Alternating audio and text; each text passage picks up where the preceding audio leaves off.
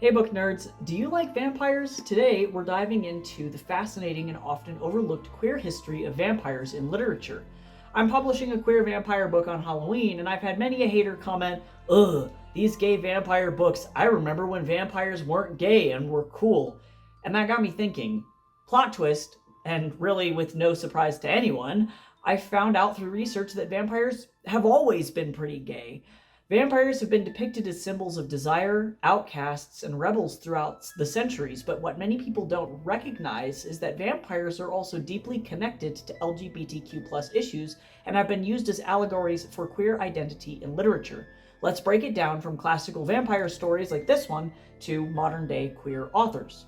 From hidden desires to canon queer vampires, we'll be covering it all, how vampires in literature became intertwined with LGBTQ narratives and the authors who shaped that evolution. Before we get started, if you like literature and want to learn to become a better writer, be sure to hit the subscribe button and ring that bell for more content like this. Now, let's talk vampires.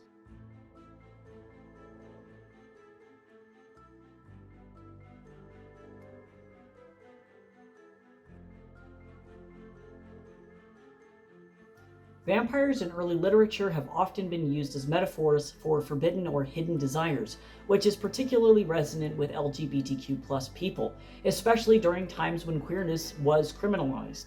Early vampire stories reflect this through themes of suppressed sexuality and the idea of the outsider. One of the earliest examples of queerness comes from the queer icon Carmilla by Sheridan Le Fanu, written in 1872. Carmilla predates Dracula by 25 years and centers around a lesbian vampire who preys on a young woman. The relationship between Carmilla and her victim is depicted as possessive and romantic, with clear sexual undertones, making it one of the first instances of same-sex attraction in vampire literature. Bram Stoker's Dracula, written in 1897, also carries homoerotic subtext, though it's often overshadowed by Dracula's pursuit of Mina.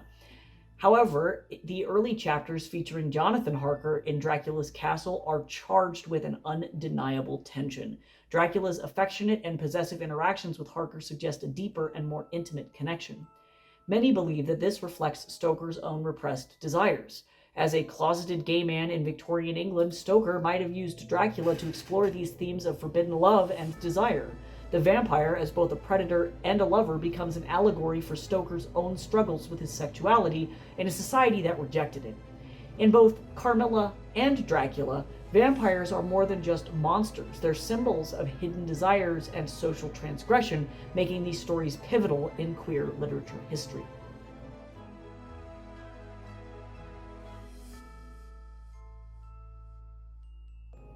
Anne Rice is arguably the modern queen of queer vampires. In The Vampire Chronicles, starting with Interview with a Vampire, in 1976, Rice brought LGBTQ themes into the mainstream, making her work groundbreaking for its time. Her depiction of vampires engaging in same-sex relationships broke away from the traditional heteronormative storytelling we often see in the genre. Take Louis and Lestat, for example. Their relationship goes far beyond simple companionship. It's emotional, complex, and undeniably romantic. The bond between these two characters is charged with tension, vulnerability, and desire. Through them, Rice explored themes of identity, eternal longing, and love that transcends gender. Interview with the Vampire opened the door for many readers to see queer themes portrayed in a way that was both profound and relatable, even in the context of supernatural fiction. Fast forward to 1991, and we have Jewel Gomez's The Gilda Stories, a revolutionary addition to queer vampire fiction. Gomez didn't just give us a queer vampire, she gave us Gilda, a black lesbian vampire. This was significant not only for LGBTQ representation, but for covering the experience of a black woman in the vampire genre. Gilda's journey through time spans centuries and touches on love, survival, and the power of community, deeply aligning with themes of queer identity and resilience. Gomez's work helped broaden the scope of queer representation in speculative fiction, particularly by placing a marginalized woman at the heart of the narrative. Then, in 1992, Poppy Z. Bright released the Lost Souls novel, a novel that brought a raw, unfiltered portrayal of bisexual and queer vampires into the forefront. Bright's characters are sexually fluid, and the novel doesn't shy away from exploring their complex identities. In a time when LGBTQ plus visibility was still limited, Lost Souls was bold and unapologetic in its depiction of queer relationships and the darker aspects of sexual identity. Bright's work played a crucial role in the 90s by pushing the boundaries of what vampire fiction and LGBTQ fiction could be. Together, these works by Rice, Gomez, and Bright carved out space for queer stories within the vampire genre, blending themes of love, identity, and survival with the supernatural to create something truly transformative for any LGBTQ+ reader.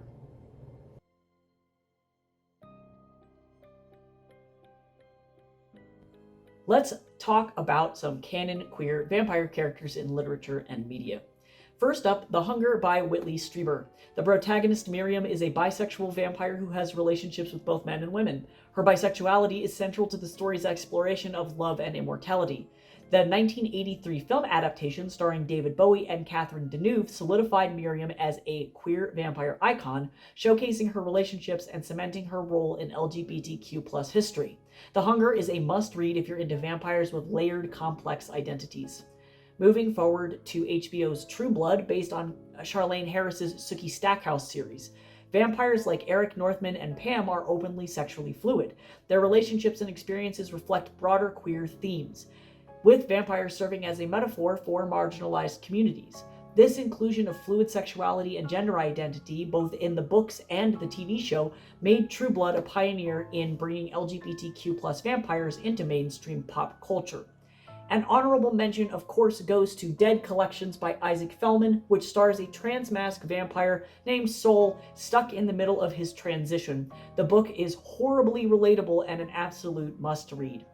And finally, we have What We Do in the Shadows, which has openly embraced queerness. The relationship, especially between Nandor and Guillermo, develops with subtle but undeniable romantic tension, adding to the charm of the series. This franchise continues to push the boundaries of vampire stories with humor and heart while being unapologetically queer.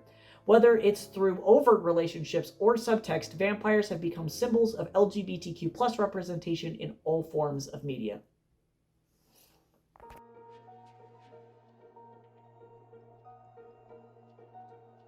And now, the sad stuff.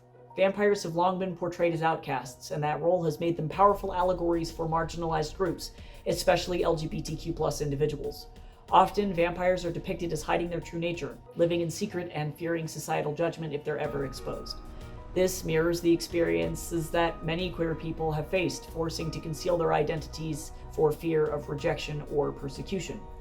In the 1980s and 90s, vampire fiction took on even deeper layers of symbolism during the AIDS crisis.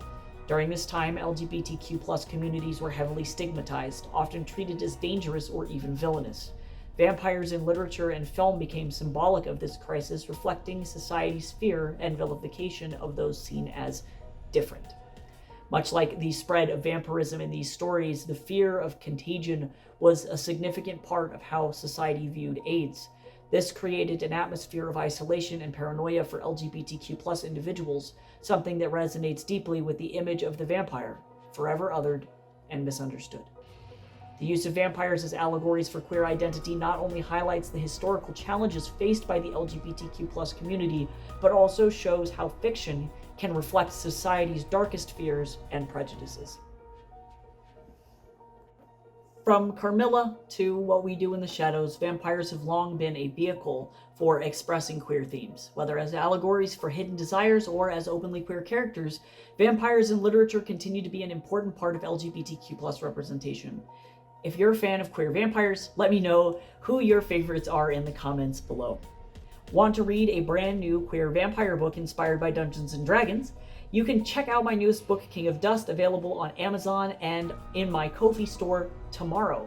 Happy Halloween, sleep tight, and don't let the vampires bite. Thank you all so much for sticking with me through this video. Among all of the hate the LGBTQ+ community gets, we shouldn't feel like monsters. Know that we can be monstrous together. If you like book content and want to learn to become an even better writer or potentially self-publish your own books, give me a follow. Be sure to ring that bell so you don't miss a single video. See you around, book nerds.